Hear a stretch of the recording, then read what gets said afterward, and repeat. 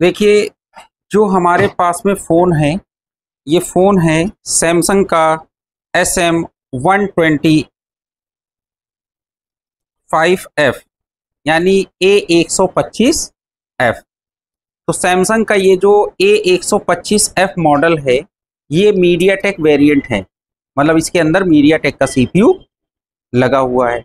तो जो ये हमारा मॉडल है SMA125F, इसके ये जो फ़ोन आया हुआ है हमारे पास में, इसके अंदर जो प्रॉब्लम है वो ये है कि कस्टमर का जो फ़ोन है, जब इस फ़ोन को ऑन किया जाता है तो ऑन करने पर सिर्फ ये वाइब्रेट होता है, और वाइब्रेट होने के साथ में इसमें ना डिस्प्ले के ऊपर कोई ग्राफिक्स आ रहा है और ना ही कुछ लाइट आ रही है। कहने का मतलब ये है कि इस फ़ोन में डिस्प्ले नहीं आ रही है।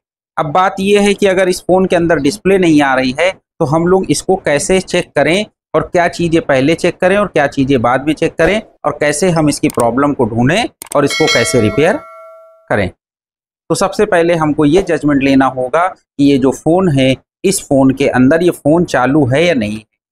ठीक, तो अगर आपके पास कस्टमर फ़ोन लेके आया है तो आप कस्टमर के फ़ोन में सिम लगा के या उस पर कॉल करके पहले ये कंफर्म करिए कि फ़ोन चालू हो रहा है या नहीं हो रहा है। या अपने कंप्यूटर पे जब इस मोबाइल को लगाएंगे तो वहाँ पर USB MTP का पोर्ट बना रहा है या नहीं बना रहा है, जिससे आपको ये वेरीफाई हो जाएगा कि ये सेट चालू है। क्यों? क्योंकि अगर इनकमिंग हो रही है, भले दिखाई कुछ ना पड़ रहा हो, तो इसका मतलब फ़ोन चालू है। अगर बेल बज रही है, या मान के चलिए कई बार कस्टमर का फ़ोन चालू होता है तो उस कंडीशन में व्हाट्सएप वगैरह के नोटिफिकेशन वगैरह भी आते रहते हैं, तो जिससे ये आइडिया मिल जाता है फ़ोन चालू है, डिस्प्ले नहीं आ रही है। तो सबसे पहले अगर आपके पास में ये प्रॉब्लम आती है तो आपको करना ये होगा कि सबसे पहले इसमें दूसरी डिस्प्ले लगा के आपको देख लेना है कि ऐसा तो नहीं कि डिस्प्ले ख़राब हो जिसकी वजह से डिस्प्ले पे कुछ नहीं आ रहा हो। तो हम लोगों ने इस फ़ोन के अंदर दूसरी डिस्प्ले लगा के क्रॉस वेरीफाई कर लिया है कि डिस्प्ले की दिक्कत तो नहीं है, लेकिन दूसरी डिस्प्ले लगाने के बाद भी फ़ोन में डिस्प्ले नहीं आ रही है। तो भाई मार्केट से हम यही कर सकते हैं कि दूसरी डिस्प्ले लेके दूसरी डिस्प्ले लगा सकते हैं, लेकिन दूसरी डिस्प्ले लगाने पर भी इस फ़ोन में डिस्प्ले नहीं आ रहा है। तो अब हमको इसको चेक करना है।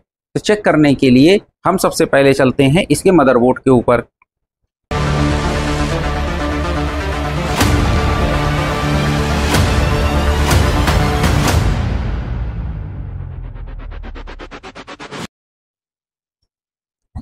और इस पे मदरबोर्ड पे क्या करेंगे हम लोग, देखिए यहाँ पर ये जो आपको मदरबोर्ड दिख रहा है, ये इसका पूरा बिटमैप इमेज है कि जहां पर आपको ये दिखाई पड़ेगा कि कहां पर क्या चीजें लगी हुई हैं।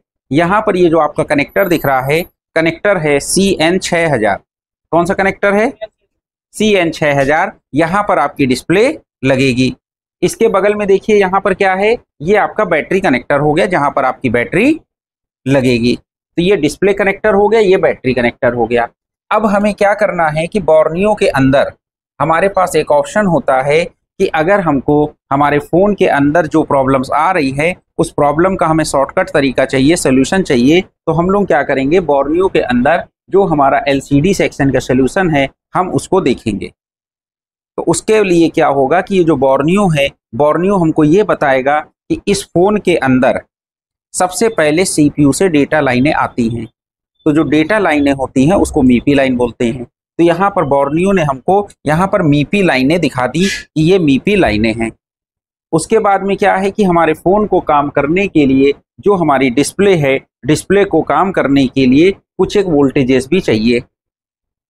उसके बाद क्या होगा कि हमारी जो डिस्प्ले है, डिस्प्ले को जब हमारे वोल्टेजेस मिलेंगे तब फिर हमारा मीपी लाइन ओके होगी और डिस्प्ले को वोल्टेज मिलेंगे, और उसके साथ में ये होगा कि जो हमारी डिस्प्ले है, डिस्प्ले के ऊपर VSP VSN लाइन भी हमको चेक करना होगा। ठीक, और जब इतनी सारी चीज़ें ओके होंगी तब हमारी डिस्प्ले के अंदर लाइट आ जाएगी।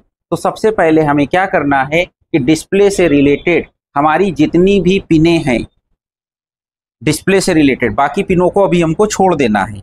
हमारी डिस्प्ले के सर्किट से रिलेटेड जितनी भी पिनें हैं, हर एक लाइन की हम लोगों को डायोड रीडिंग लेनी होगी।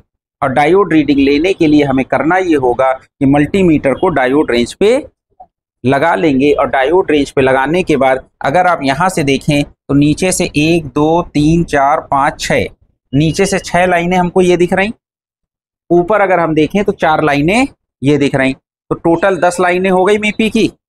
उसके बाद में अगर हम देखें तो यहाँ पर ऊपर की 4 लाइनों के बाद 2 लाइनें, 4 लाइनों के बाद जब हम 2 लाइनें छोड़ देंगे तो 2 लाइनों के बाद फिर 1 लाइन है और फिर 2 लाइन छोड़ के फिर 1 लाइन है। तो इस तरीके से ये हमारी यहाँ पर ये लाइनें हैं। तो सबसे पहले हमको क्या करना होगा, इन लाइनों के ऊपर हमें अपनी डायोड रीडिंग ले लेनी है। तो सबसे पहले किस पे रीडिंग लेंगे, मीपी लाइन पे। मीपी लाइन के बाद वोल्टेज वाली लाइन को हम लोग चेक करेंगे। ठीक है, तो मीपी लाइन है नीचे से 5, नीचे से 2, नीचे से 6 और ऊपर से 4 है। तो इन 10 लाइनों की रीडिंग लेनी है। अगर ये 10 लाइनों की रीडिंग ओके है, इसका मतलब सीपीयू से लाइन ओके है। अब यहां पर अगर आप देखिए तो ये आपको डिस्प्ले कनेक्टर दिखाई पड़ रहा है। डिस्प्ले कनेक्टर में हमने आपको बताया कि मीपी लाइनें आपको चेक करनी है। मीपी लाइनों में नीचे 6 लाइनें हैं और ऊपर 4 लाइनें हैं। पहले हम इनकी डायोड रीडिंग ले लें। और अभी हमने सर्किट डायग्राम पे नहीं देखा है, हमने हार्डवेयर सोल्यूशन पे देखा है, तो हमको फास्ट मूवमेंट में ये पता चल गया कि 10 लाइनें ये हैं। तो अगर इन 10 लाइनों की हमको रीडिंग चेक करनी है तो चाहे तो हम पहले नीचे की 6 लाइनों की रीडिंग ले लेते हैं। तो पहले नंबर पिन की रीडिंग लेके देखें कि वो पहले नंबर की पिन ओके है या नहीं है। तो देखिए 1 नंबर पिन ओके हो गई, इसकी पहली पिन। अब उसके बगल वाली जो दूसरी पिन है उस पर रीडिंग ले लें, दूसरी लाइन भी ओके हो गई। ठीक, अब तीसरी लाइन चेक कर लें, तीसरी लाइन पे भी रीडिंग आ गई। कितनी रीडिंग आई, 460। चौथी लाइन पे रीडिंग ले लें, 460 आ रही। कितनी लाइनें हो गई, 460 हो गई, सॉरी 4 लाइनें हो गई। उसके बाद 5वीं लाइन पे चेक कर लें, 5वीं लाइन पे भी रीडिंग आ रही। अब 6ठी लाइन चेक कर लें, तो यानी नीचे की 6 लाइनें ओके हो गई और रीडिंग कितनी आ रही सब में, 458, 459। तो ये रीडिंग ओके है। तो नीचे की ये 6 लाइनें ओके हो गई। अब ऊपर की 4 लाइनें चेक कर लें। क्या चेक कर लें, 4 लाइनें चेक कर लें। ऊपर की पहली लाइन ओके हो गई, फिर उसके बाद दूसरी लाइन चेक कर लीजिए, दूसरी लाइन चेक हो गई, फिर तीसरी लाइन चेक कर लीजिए, ये भी ओके हो गई। उसके बाद चौथी लाइन चेक कर लीजिए। तो हमने मीपी 10 लाइनें चेक करी, 10 लाइनों पे रीडिंग ओके मिली। तो अगर आपके पास कोई भी फोन आता है, ये तो हम लोग सैमसंग चेक कर रहे हैं, ओप्पो हो, वीवो हो, रियलमी हो, एमआई हो, तो अगर सेट में डिस्प्ले नहीं आ रही है तो सबसे पहले आपको मीपी लाइन की रीडिंग ही लेनी है। आप ये भूल जाइएगा वो किस ब्रांड का सेट है, किस कंपनी का सेट है। उसके अंदर आपको 10 मीपी लाइनें हैं, बस आपको वो पता कर लेना है कि 10 मीपी लाइनें कौन कौन सी हैं। तो 10 की रीडिंग आपको लेनी है। तो रीडिंग करीब आपको 458, 59 ऐसी रीडिंग मिल गई। उसके बाद में हमने ऊपर देखा था कि ऊपर की 4 लाइनों के बाद 2 पॉइंट छोड़ के फिर एक पॉइंट था जो कि 1.8 वाला पॉइंट था। तो अभी हमारी मीपी लाइनें ओके हो गई। अब हमें डेटा वाली लाइनें ओके हो गई, तो अब हमें वोल्टेज वाली लाइन चेक करना है। तो ये 1, 2, 3, 4 पिनें ये हो गई। उसके बाद 1, 2 पिन छोड़ के अब ये पिन हमारी ये वाली हुई। तो इस पिन पर चेक करें, यहां पर रीडिंग देखिए कितनी आ रही है, 2144। ठीक, फिर उसके बाद 2 पॉइंट्स छोड़ दें, फिर ये चेक किया, यहां रीडिंग कितनी आ रही, 562 आ रही। हमने नीचे जब मीपी लाइनें चेक करी तब कितनी रीडिंग थी, और जब इस लाइन को चेक किया तब कितनी रीडिंग है, एक पे 2000 के ऊपर जा रही और एक पे 500 कुछ आ रही। तो ये जो 2000 वाली रीडिंग है, ये लाइन हमको एक बार देखना पड़ेगा कि ये कौन सी लाइन है जिसके ऊपर 2000 के ऊपर रीडिंग आ रही है। बाकी जो 500-600 आ रही है वो रीडिंग ठीक है, लेकिन ये 2000 वाली थोड़ा सा हमारी सस्पेक्टेड है, तो हमको इसको चेक करना पड़ेगा। तो इसको चेक करने के लिए फिर से हम अपने बोर्नियो के अंदर आ जाते हैं, या आपने सर्किट डायग्राम खोल रखा हो तो उसके अंदर भी आप देख सकते हैं। तो यहां पर ये देखिए, अगर आप बोर्नियो में, तो बोर्नियो ने क्या बताया कि ये ऊपर की 4 लाइनें, ठीक, फिर उसके बाद 2 पॉइंट छोड़ के ये जो 66 नंबर पिन है, और फिर इधर से 2 पिन छोड़ के 60 नंबर। तो यहाँ पे जो 60 नंबर पिन है, इस पिन का नाम है रीसेट पिन। कौन सी पिन है, रीसेट पिन है। इसके बगल में VDD LCD 1.8 है। इसका मतलब ये है कि डिस्प्ले कनेक्टर पे 1.8 वोल्ट वाली ये लाइन है। कौन सी लाइन है, तो यहाँ पे 1.8 वोल्ट वाली जो लाइन है, इस लाइन के ऊपर हमको वोल्टेज कम मिल रहे हैं, वोल्टेज का सॉरी रीडिंग ज्यादा मिल रही है, और इस पे रीडिंग सही मिल रही है। क्या ऐसा है कि स्पिन पे रीडिंग ज़्यादा आती है या किसी फॉल्ट की वजह से आ रही है। तो हमको सबसे पहले स्पिन के ऊपर फोकस करना पड़ेगा। तो स्पिन के ऊपर हमारी क्या है, रीडिंग जो आ रही है वो ये आ रही है। अब हम अगर स्पिन को देखना चाहें तो हम स्पिन को देखने के लिए ये देख सकते हैं कि ये लाइन हमारी कहाँ से आ रही है। तो 1.8 वोल्ट वाली लाइन है, अगर हम इसको ट्रेस करें तो ये लाइन को आपको ऐसे पकड़ के चलना है, और ये जब हम चलेंगे तो ये लाइन देखिए यहाँ पर आ गए। हम इसको इसी तरीके से स्क्रॉल करते हुए आगे बढ़ते चलते हैं। ये लाइन यहाँ पर आई, और ये लाइन अगर आपको चेक करनी है तो ये आपकी देखिए यहाँ पर एक पावर आईसी है। पावर आईसी के ठीक बगल में कैपेसिटर लगा है। ठीक है, सॉरी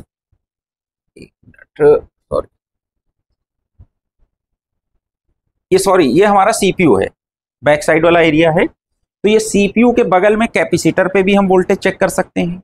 अगर मान लीजिए सेट में हमने डिस्प्ले लगा दिया और हमको चेक करना हो कि 1.8 वोल्ट आ रहे हैं कि नहीं आ रहे हैं, हम इस कैपेसिटर पे चेक कर सकते हैं, या दूसरी कोई जगह हो, टेस्ट पॉइंट हो, वहां पर भी हम चेक कर सकते हैं। अगर इसी लाइन को हम ये चेक करें तो ये लाइन देखिए यहाँ से ऊपर चले, और ऊपर आने के बाद वापस से इस मदरबोर्ड में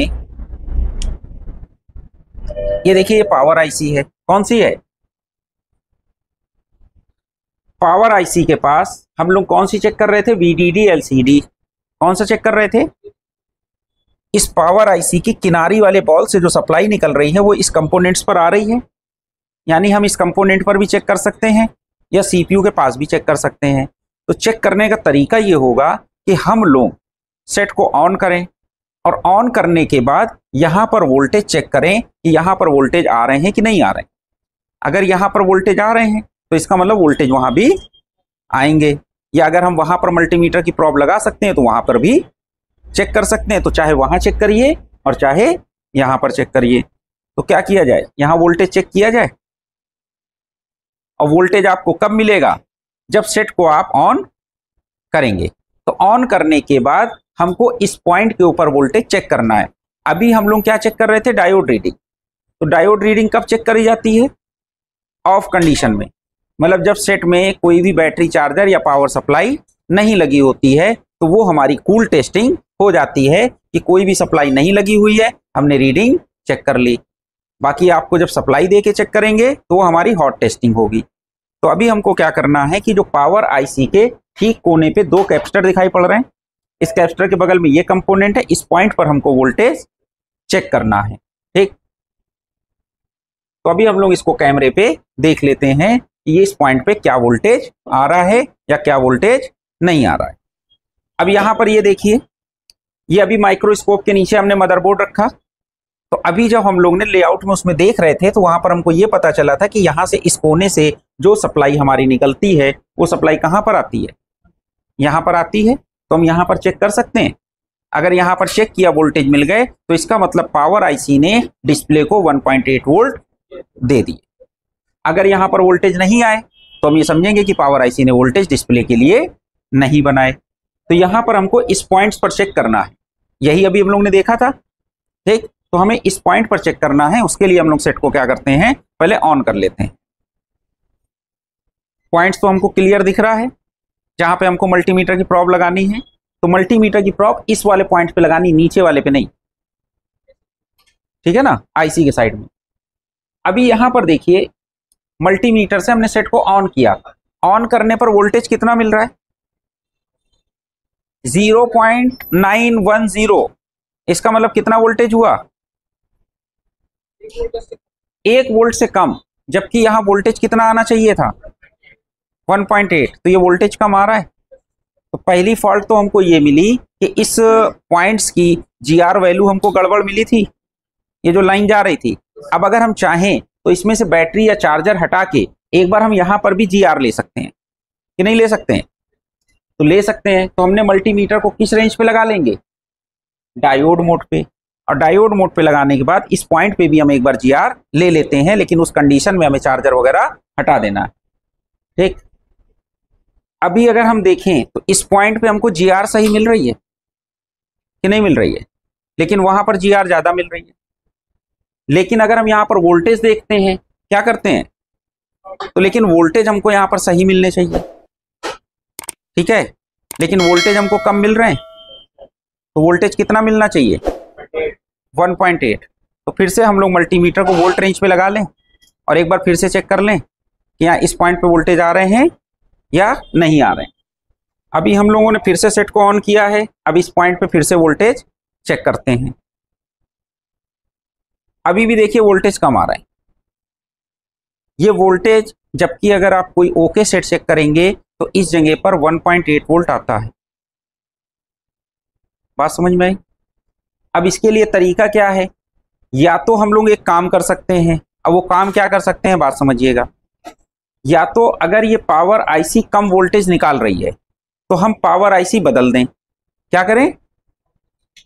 या एक दूसरा काम और भी कर सकते हैं, वो ये कर सकते हैं कि अगर पावर आईसी मान के चलिए इन कैपेसिटर में या यहाँ पे कंपोनेंट्स पर 1.8 वोल्ट दे रही हो, क्या दे रही हो, तो अगर हम यहां मान लीजिए सपोज इस कैपेसिटर पे 1.8 आ रहे हैं, कितने आ रहे हैं, अगर हम एक जंपर वायर यहां पर जोड़ दें सपोज और दूसरा यहां जोड़ दें तो यहां भी 1.8 आ जाएगा कि नहीं आ जाएगा? तो हम एक बार इस तरीके से जंपर लगा के भी चेक कर सकते हैं कि अगर हमारा सेट ओके हो गया तो बहुत बढ़िया बात है, और नहीं तो बाकी तो आईसी चेंज करके देख सकते हैं। तो एक बार पहले हम टेस्टिंग कर सकते हैं हम लोग कि नहीं कर सकते हैं? तो सबसे पहले हम लोग एक बार फिर से ये देखते हैं कि हमारा जो वोल्टेज है इस पावर आईसी के अगल बगल कहां पर 1.8 वोल्ट आ रहा है। अब देखिएगा, अभी हम लोग ने इस कैपेसिटर के इस पॉइंट्स पे लगाया, यहां वोल्टेज आ रहा है क्या? इस पॉइंट्स पे लगाएं, यहां पर देखिए, लेकिन इस कंडीशन में हमारा सेट ऑन होना चाहिए। सेट ऑन करके हम अगल बगल के कैपेसिटर पे 1.8 वोल्ट चेक कर लें, क्योंकि जो हमारी ज़रूरत है वो ये है कि डिस्प्ले कनेक्टर पे हमको 1.8 वोल्ट भेजना है। तो अगर हमने अगल बगल से कहीं से जंपर दे दिया तो 1.8 आ गया, तो डिस्प्ले कनेक्टर पे भी 1.8 पहुंच जाएगा। फिर से हम लोग चेक करते हैं, इस पॉइंट पे कितना आ रहा है? 1.7 आ रहा है, यानी 1.8 आ रहा है। तो हम लोग एक काम करते हैं कि 1.8 वोल्ट का जंपर, या अगर यहां पर देखें इस कैपेसिटर पे तो आ रहा है, अगल बगल 2-3 कैपेसिटर पे चेक कर लें जिस पर 1.8 वोल्ट आपको मिल रहा हो। आप क्या करिए, यहां पर मिल गया है, यहां पर एक जंपर उठाइए और यहां से जंपर उठा के उस पॉइंट्स पे मार लीजिए, ठीक, और एक बार चेक कर लेते हैं। और अगर हमारी फॉल्ट दूर हो जाती है तो फिर हम क्या कर सकते हैं, अपनी पावर आईसी चेंज कर देंगे, क्योंकि पावर आईसी 1.8 वोल्ट नहीं बना रही और हमारी प्रॉब्लम सॉल्व हो जाएगी। लेकिन पहले हम टेस्टिंग के लिए एक बार कर लें। तो हम लोग ने इस कैपेसिटर पे चेक किया था, तो यहीं पे जंपर मार रहे हैं, तो जंपर वायर का एक सिरा यहां पर जोड़ देंगे इस कैपेसिटर पे।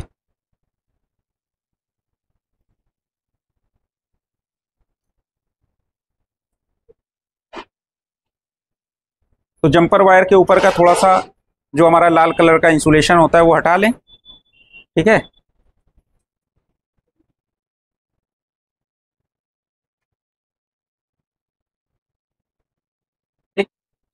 एक सिरा यहां जोड़ दिया और दूसरा सिरा नीचे वाले पॉइंट पे जोड़ दें। ये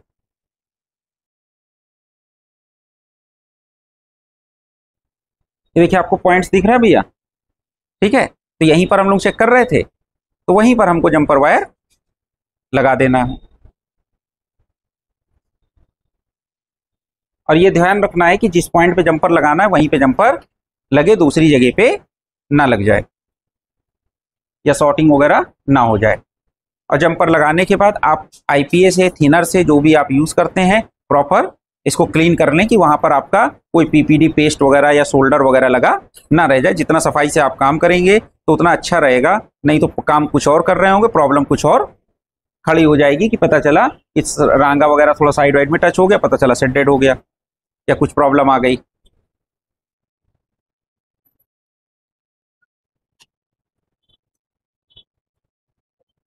ठीक, ये लग गया जंपर वायर।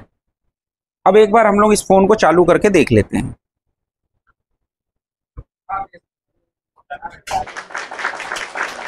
आ गई? तो इसका मतलब प्रॉब्लम कहां थी? वोल्टेज नहीं मिल रहे थे। अब वोल्टेज दे कौन रहा है? Power IC. तो पावर आईसी ने 1.8 वोल्ट नहीं दिया, तो हमने कहीं और मिल रहा था, वहां से हमने 1.8 वोल्ट निकाल लिया और वहां से 1.8 वोल्ट दे दिया और हमारी डिस्प्ले आ गई। अब इस कंडीशन में ये आपने चेक कर लिया, वापस से अपना जंपर वायर हटा दीजिए और दोबारा से अपनी पावर आईसी अगर आप लगाना चाहें नई लगा दीजिए, आपकी प्रॉब्लम सॉल्व हो जाएगी। अब बाकी अगर आप जंपर लगा रहे हैं तो आपको ये मालूम होना चाहिए कि कौन सी सप्लाई पे आप लगा रहे हैं। हो गया पूरा सेट चालू, डिस्प्ले प्रॉपर आ गई, सेट काम हो गया। ठीक, तो इससे आप टेस्टिंग हो गई। ये दिक्कत वोल्टेज की है, कुछ और करना पड़ा इसमें। मिसिंग क्या था, वोल्टेज 1.8 की जगह 0.9 वोल्ट मिल रहा था, मतलब आधा।